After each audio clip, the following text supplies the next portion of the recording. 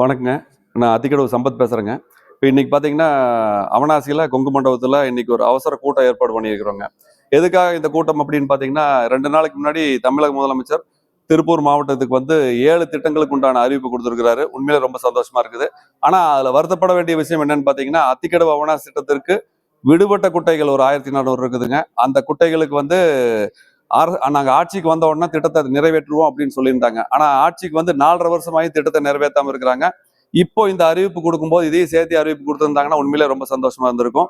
ஆனால் அது வந்து மிகப்பெரிய ஒரு ஏமாற்றத்தையும் வருத்தத்தையும் விவசாயிகளுக்கும் சரி இந்த பகுதி மக்களுக்கும் அளிக்குது. அதனால வந்து தமிழக அரசாங்கத்தோட கவனத்துக்கு இதை கொண்டு போற விதமா கூடிய விரைவில் நாங்கள் கண்டிப்பா வந்து கூடி திரும்பவும் ஒரு நடவடிக்கை எடுப்போங்கிறது இந்த நேரத்தில் சொல்லிக்கிறோம்.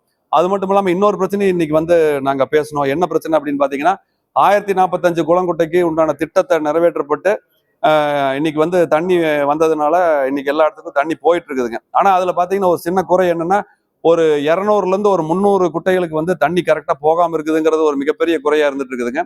அதை வந்து பலமுறை வந்து எல்என்டிலையும் சரி, பிடபிள்யூடி பொதுப்பணித்துறையிலையும் சரி, அமைச்சர்கிட்டையும் பலமுறை கோரிக்கை வச்சிட்டோமுங்க. ஆனா இது வரைக்கும் அதுக்குண்டான எந்த விதமான ஒரு தீர்வும் எட்டாம இருக்கிறாங்க. ஏன்னா தண்ணி வந்து 2 மாசத்துல இருந்து 3 மாசம் தான் நம்மளுக்கு தண்ணி வரும். அதுக்குள்ள அவங்க திட்டத்தை பிரச்சனையை தீர்த்தா மட்டும்தான் எல்லா குட்டைக்கும் போய் தண்ணி சேரும் அப்படிங்கிறதுனால நாங்கள் ஒரு 15 நாளுக்கு முன்னாடி பொதுப்பணித்துறையில் போய் இதை பற்றி சொன்னோம். ஒரு 10 நாள் டைம் கேட்டாங்க. 10 நாள் கழிச்சு நாங்கள் போய் ஒன்றுமே பண்ணாதனால திரும்பவும் போய் சொன்னோம். திரும்பி 15 நாள் கேட்டிருக்கிறாங்க. இப்போ 22ஆம் தேதி அன்னைக்கு நாங்கள் டெட்லைன் ஃபிக்ஸ் பண்ணியிருக்கிறோங்க. 22ஆம் தேதி அன்னைக்கு அவனாசியில் இருக்கிற பொதுப்பணித்துறை அலுவலகத்துக்கு போய் என்ன ஏதுங்கிறத நாங்கள் கேட்கலான்னு முடிவு பண்ணியிருக்கிறோம். அதுக்கு முந்தின நாளே எந்தெந்த குட்டைக்கு தண்ணி வராமல் இருக்குதோ அந்த குட்டையில வந்து நாங்கள் போட்டோ எடுத்துடலான்னு முடிவு பண்ணிக்கிறோம். அதை பொதுப்பணித்துறை கூட ஒப்படைச்சிடலான்ட்டு இருக்கிறோம்.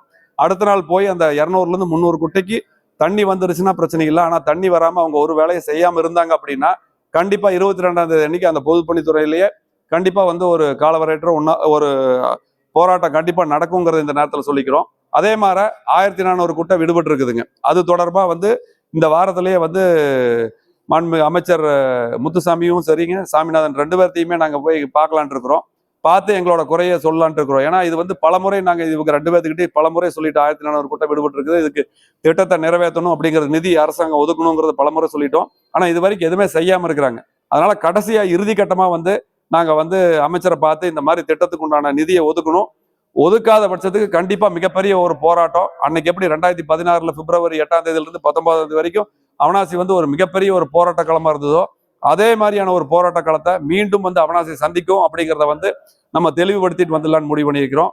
அரசாங்கம் காலம் தாழ்த்துச்சுன்னா கண்டிப்பா வந்து அவனாசியில மிகப்பெரிய போராட்டத்தை நாங்கள் கையில் எடுக்கலான்னு முடிவு பண்ணிக்கிறோம். நன்றி.